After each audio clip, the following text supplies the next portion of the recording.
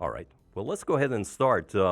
Gentlemen, good to have you with us on KLSU. I'm very excited. As a matter of fact, only about a couple of months ago, I celebrated my 44th year on the air doing a jazz show. So this is absolutely great part of the celebration that continues this year.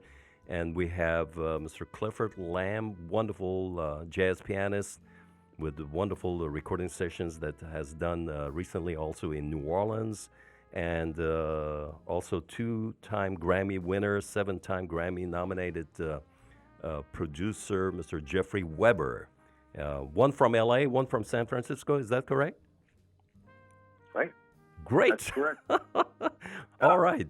Well, let's start with the New Orleans sessions, since our listeners they always love to hear New Orleans stories. And then I was just amazed with the number of great musicians you have, with the Nicholas Payton on trumpet, Donald Harrison on sax, Herlin Riley on drums, and Roland Guerin on bass, a young and talented bass player that was part of the Marcus Roberts. So how did you guys decided to go to New Orleans? How did this project get developed? The project is the second in a series that started with my third record with Jeffrey. Uh-huh. The first one being Blues and Youth. So what happened was we did experimentation with different genres, different forms with Blues and Youth. Right. And then we just kept the conversation moving and decided to go city by city and try to bring out the best, the most important, what we felt the most important issues of that city were. So wanted to start with New Orleans because, to me, that's the birthplace of Sure. blues and jazz. So I thought it was a good start. That's wonderful. Go ahead. The original concept was to create a jazz mashup. Not necessarily the way that mashups occur in popular music, Right. but to take an existing song that inspires Clifford and have him do a special arrangement of that song while creating a brand new song and integrate it extensively, thus creating essentially another song.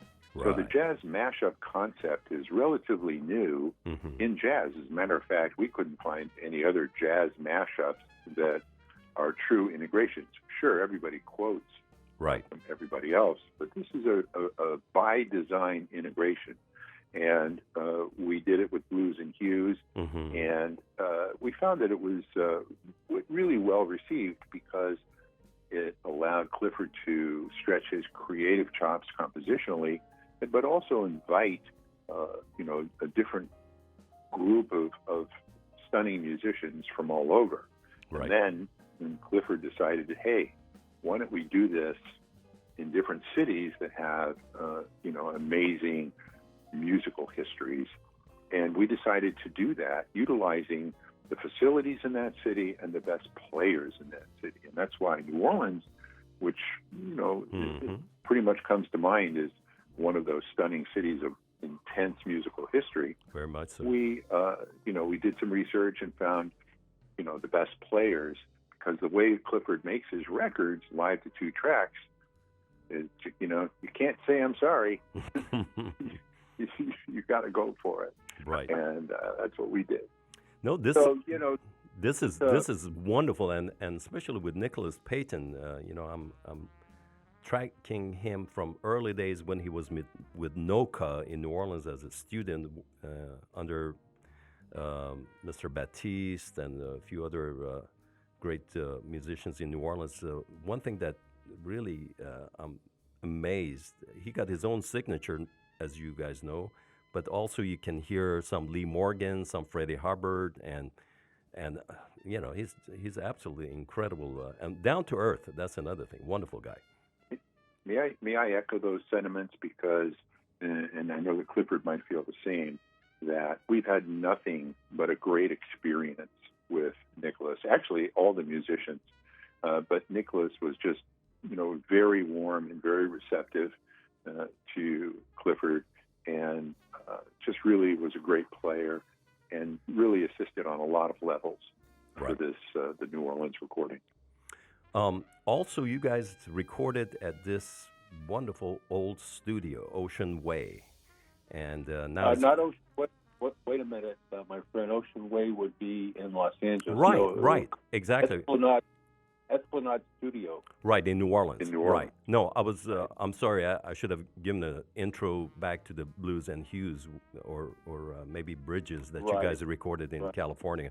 Tell us about that studio, because I'm always fascinated with old studios. It's almost like Rudy Van Gelder's studio in Jersey and all that. I'm a big history buff, and tell us a little bit about that.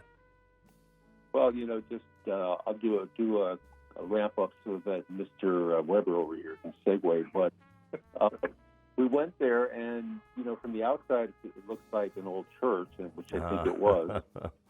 And Now, wait, you're talking about Esplanade or Ocean Way? Esplanade. Okay, well, that's fine. Let's go with that. In New Orleans recording studio. Okay, well, And then we go to sorry. Ocean Way. I thought we were talking about Esplanade. Okay. Yep. So that's the dark night. We were in New Orleans in October, starting to get cold over there. And we go over there and we see this church over there, and it's like, geez, is there a studio in here?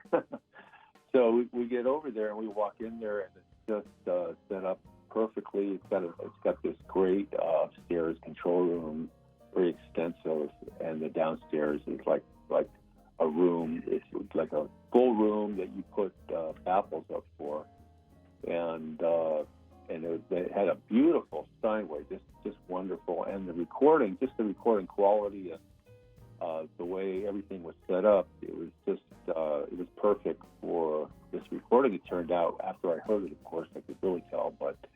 And then Jeff can open up with how we like to go up and down the stairs to the control room down to the studios. Well, we brought our team. Right. And, our team includes two other people, Michael Clark and Clark Germain, our engineer. Everybody on our team is a Grammy Award winner. And so it was a nice segue. In most cities, the predominant studio stands out quite vigorously for the combination of high ceilings, great microphone collection, great personnel, and just a warm and inviting atmosphere. And Esplanade certainly feels that way. And then one other way, they have isolation rooms so that so that we were able to have Clifford's piano right in the middle of the main room. Normally, pianos are isolated so that the drums can operate independently of any leakage or anything like that. But in this particular case, we had the acoustic instruments that we could control out in the main room, and it turned out to be a wonderful spaciousness for Clifford. And I think that Esplanade is the class studio of that city. And I think that if you look at the history of the studio, many of those people, many people record in New Orleans, even if they're not from New Orleans. Correct. The word gets out. So I ended up being the one to record with Nicholas. Nicholas and I were in the same room when Jeff was referring to the acoustic instruments. So Jeff was upstairs, and I was recording with Nicholas, and he and I recorded those songs together with him. So that was I thought actually most opportune, because I had a chance to really experience Nicholas and work with him. Because we're working together in the same room, it changes the dynamics quite a bit. It was really a great experience. And Nick, just one more time to Nicholas, I had him mostly featured, and it's funny, a lot of people say, "Oh, that's a great album you've got there." Nicholas is great, and I have to agree, he was great, because he was the horn man to follow Louis Armstrong.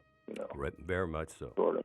Very much so. And Donald Harrison also recorded right with you, Clifford. So it was really a great experience for all of us. Although I must be honest, as Clifford referred to earlier, I'm advocating for an elevator from the control room to the studio. What happens when you get to be 800 years old? Yeah, you need to get back to him. That's all I can say. Okay, so it'll be 700 years old. Oh. Well, let me ask Cliff about some of these new pianists that now these guys, they're all upcoming. Some of them, they've been around. Emmett Cohen, Christian Sands, John Clayton, son of Gerald Clayton. What are you guys thinking about these upcoming guys? And I'm so glad to see that, like you and all these younger, pianists, they're coming to carry the torch, as they say. Me and the younger pianist, that's right. No, overall, I guess what I'm saying, a few years back, you start getting worried about like who's going to coming up next. Of course, Cliff has been around and all that, and then I heard of. There's also people like Joey Alexander too. I really. Oh yeah. As a matter of fact, interesting you were saying that. We brought him to perform at the governor's mansion about 4 years ago, and that was the cutest thing. So they played the set and they stopped. So I went and talked to him, and I didn't know how to talk to this. I think he was maybe 14 at the time, or. What do you mean? But you didn't know how to talk to him? Well, I mean, I felt like, if I talked like serious, then that might backfire. If I talk like a kid, he might be insulted. So I'm like. Anyway, it was cute. I said, well, let me start. I said, so how do you do your school? He said, I do it online with his, his high-pitched voice. I said, so any subject? He said, I don't like biology. I said, oh, great. So I'm standing in front of this guy that sounds like Herbie Hancock a few minutes ago. And now we're talking about, and I'm looking at my wife like, oh, I think we're done. I never had that kind of a feeling. But well, I think it's up to us. I think it's really up to us to set the standard in terms of what would be minimally acceptable, and in this case, what would be magnificently acceptable. I mean, you have people like Clifford that can actually play real music in real time, and not rely on studio technology. And I think if the younger cats that are coming up understand that you don't need, you shouldn't be a musician or an artist if it's going to take you 6 hours to do an 8-bar solo. Exactly. It has to be something that's kind of, flows out of you. And I think that, when you've got, so what I'm saying is for all the younger guys, hopefully they'll be able to stand on the shoulders of those who preceded them. Exactly. And one of the giants that was Michel Petrucciani. Oh, he was. What a giant he was. And so with Clifford and guys like that, amongst all the others, that, hey, this is what it takes to be terrific. If you can get up to the point where you're really lousy, then you may have an idea of what it takes to be really good. And, it takes people like Clifford who are students of the art, students of the history, absolutely, and students of composition to say, okay, this is what I got. Right. Let me ask you about your rhythm section, Cliff. Cindy Blackman, Santana, and Buster Williams. I mean, Buster Williams, my goodness. I mean, where did you find this jewel? Well, we had, we really had quite an evolution starting from Bridges because I was working with them and then really getting to know because. And I worked them for the first 3 albums, actually. And after Bridges, it started with a trio, and then I just felt that as a composer, I wanted to keep adding more people, but the core was still Cindy and Buster with that. Yeah. And working with them was just really just a question of me, incorporating them because we don't play together all the time. Right. And it just got a little easier each time to work with them because I got to know them a little better and I was listening to the records and so on and so forth. And it was easier and easier to work with them, but they're very adoptable because what happened throughout my albums is that I evolved a concept starting from Bridges where I was playing, thematic material with a mixture of different genres. Right. To where I'm starting to incorporate theme-based compositions having to do with races and different things along those lines. If you're listening to, for example, Rose and Hughes, it had Yeah, you have what was that, Jeff? The one with 4 songs wrapped up into one. Oh my gosh! For help. Which record was this? Now I could. So it's doing we're talking about the Blues and Used album. I did this 10-minute version. Okay. Called Peace Requiem, which, by the way, Oh yeah. That's right. Mm-hmm. Peace Requiem actually outsold everything that I did, and I find that very interesting because it was a very thematic-based piece.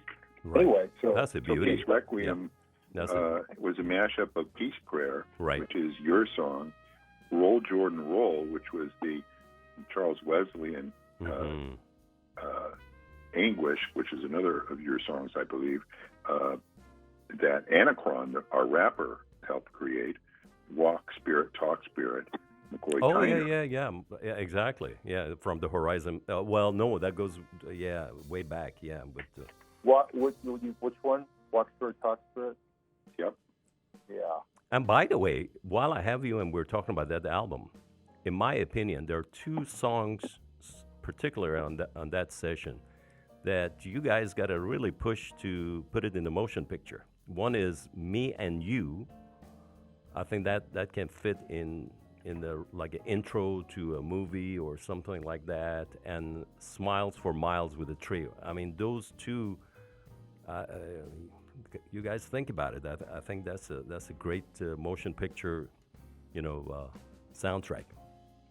We do too. So we're enlisting you officially right now to be the agent for those things as you seek film and television cues for those 2 songs. Well, to be honest with you, let me tell you a quick story. There was a gentleman who had the last independent record company in North America, and that was out of New Orleans. Red Hot, I think it was Red Hot Pepper or Red Hot something. Anyway, and he passed away a few years ago.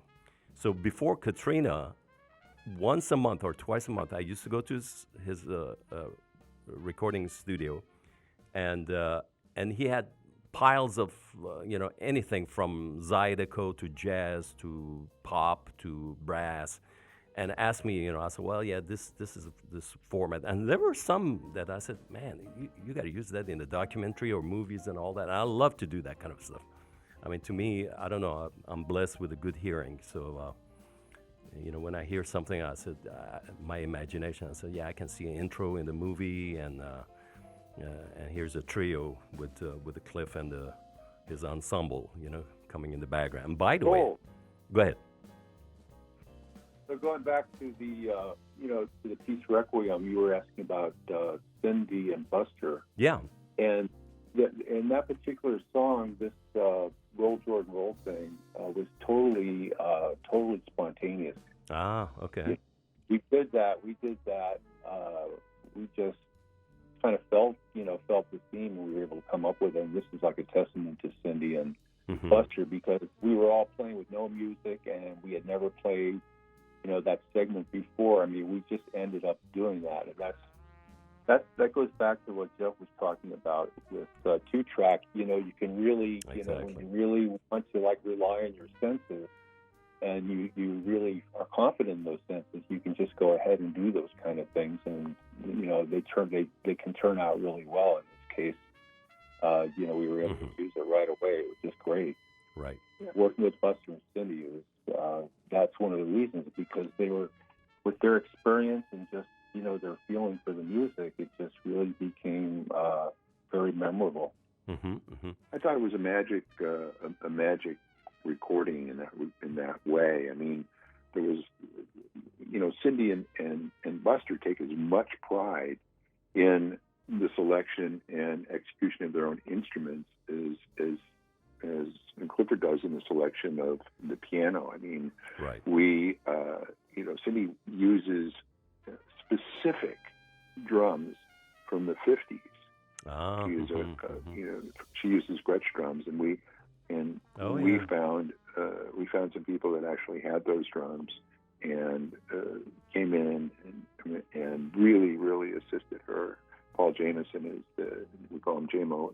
He's brilliant when it comes to drums. And and Buster, there's a store in Hollywood, California, that services just acoustic the bass players. Nice. And so he would go in and select the Mm-hmm. bass that he would be interested in. So every ounce of care that could be taken was taken. I mean, even the young lady that sings at the opening of Peace Requiem. Right. Well, her name's Alex Brown, and she was an original Ray Charles Roulette. Ah, nice. You know, and in those days, Ray Charles wanted her and went to visit her mother and asked if she could go on the road. She was, I think, still a teenager, and her mother said, "As long as you take care of her, we're good." Imagine that happening today. Anyway, Yeah. so and we had Anacron, who was, an amazing rapper and creator. So this particular song came together as a result of the various influences that Clifford created to, provide texture to his, social themes. Which, by the way, was created spontaneously right on the set. I mean, we had the songs picked, but we weren't sure how it would lay out. And thanks to these wonderful people, we were just able to piece it together and right on the spot and record it. Great chemistry, as they say. Yeah. Also laid the groundwork for Blues and Hughes in New Orleans, because I realized, that these kind of themes, are probably prevalent in every city. Every city has something like this, Right. which really brought me to New Orleans. And what I did from there is I came up with a series of themes that I thought represented the history of the city. Right. Absolutely. And so New Orleans is a great starting point, of course, and then New York, and, I'll do my best in 5 or 6 tunes to do the same, and so on and so forth, city by city. That's wonderful. Yeah, that's a wonderful project. Let me ask you this, Cliff. Your experience collaborating with Donald Bailey, legendary Donald Bailey, and John Handy. John Handy. Tell us a little bit about that. Wait a minute, Donald Duck Bailey or John Handy? Yeah, Duck Bailey. Yeah. Well, Duck was, he's an Aries like me, and he's a fiery guy, and I was, he caught, when I worked with him, I had a lot to learn, and I was learning. He taught me a lot about time. He definitely had no problem telling you what he thought of your playing if he didn't think it was, where it should be. Right. So he gave me some very ungentle reminders about counting to 4 instead of chasing Donald Bailey. Because Donald plays on one, but if you're looking for everything that he's doing to find it, you'll never find it. That's what I learned from Donald. Right. So his comment to me was, "Can you count to 4?" And if I correctly remember, he was member of a band doing a tribute to Thelonious Monk for many years, right?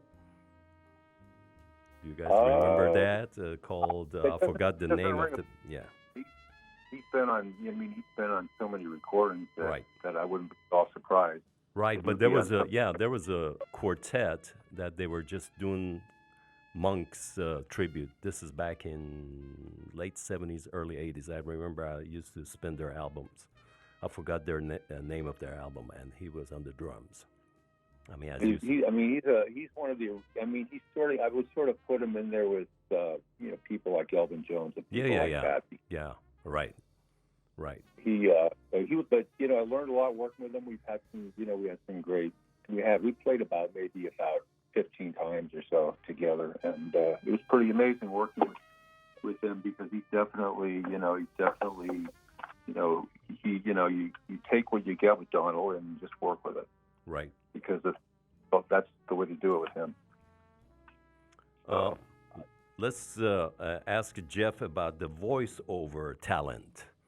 So, you've done a lot of those. So maybe we got to recruit you to come down here, and we do a sort of a couple of shows together, or do simulcast or something. I would love that. That would be wonderful. Yeah, I love to have sort of a back and forth between the radio personalities and things of that nature. It's always nice. And I picked up on that when I watched you interviewing Clifford, on his couple of sessions that you guys posted. It's really nice. That's well done.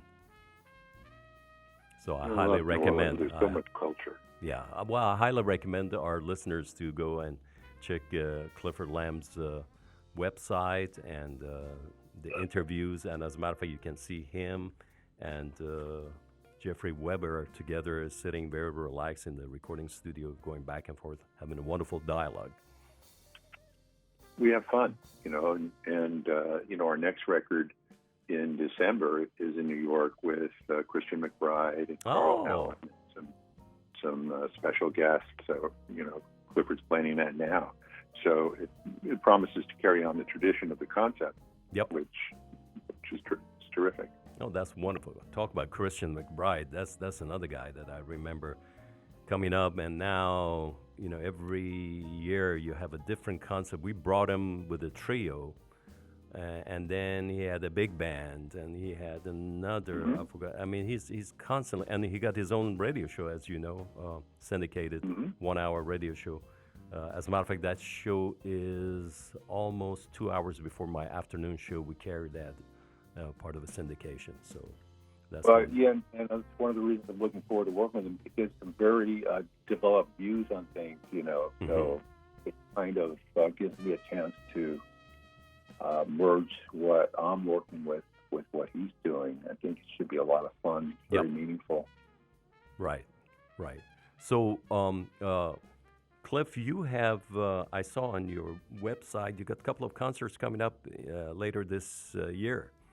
So tell us about that. How often do you travel?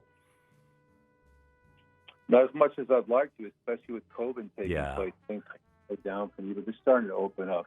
Right. Which concert were you referring to exactly? I think I saw your touring schedule on your website. I don't have it in front of me. And there were a couple of concerts. I think one of them was in the East Coast, maybe? That. Well, it's being formed, so I'm going to hold back on telling you exactly about it until it's actually a definite. But it was definite at the time. But I do have a local concert at a theater here, actually, on the 21st. Oh, great. With some excellent musicians. One guy he's a steel drum player from Trinidad. Oh, that should be original. Yeah, that kind of stuff is always creative. So, I was handpicked with some other guys that are pretty well known around the Northern California, West Coast area. So, there are concert plans being formulated, but that's the nearest one I've got. That would be on the 24th at the Firehouse Theater in the grand town of Pleasanton. Okay. Yeah. That's great. Great. So, New Orleans, I'm hoping to play in New Orleans one of these days, not too long. Oh, that'd be great. Absolutely. It'll be great to have you either as Sanger or Orpheum. I think. I also received a letter with intent from Offbeat, the Offbeat magazine. Offbeat magazine, yeah, wonderful. They've been around forever, yeah. They'll be doing a review on me for the August edition. So great. The listeners can stay tuned for that. That should be interesting. Well, hopefully you can hook up with the WWOZ in New Orleans as well. That's a real nice station. I remember when they started, they were a bunch of amateur, but now they have much more seasoned. They got a lot of musicians. They do a live show over there. That's a great station. Years ago, about maybe 5, 6, 8 years ago, group of Japanese jazz connoisseur business people, they came and they wanted to do some syndication through that as well. So that's a wonderful station. Next time you're over there, check it out. It's WWOZ in New Orleans. Yeah, I've actually been on there. I'm not on there quite yet, but I've been on there the last couple of albums. They had me on there quite a bit. Right. Well, that's great. That's great. I want to give a kudos to Peter Burke. Of course, for our listeners, Peter's father was legendary Sonny Burke, who produced, among others, wonderful session for Frank Sinatra and Antonio Carlos Jobim. And of course, you know, he got a lot of signature numbers like Midnight Sun and Black Coffee. So, you know, we want to thank Peter to help us to connect with these two wonderful talents. So it's always a pleasure to have you guys on the show. And hopefully we can do one more time. I'm going to polish this interview with the music. We'll send you a copy of the CDs.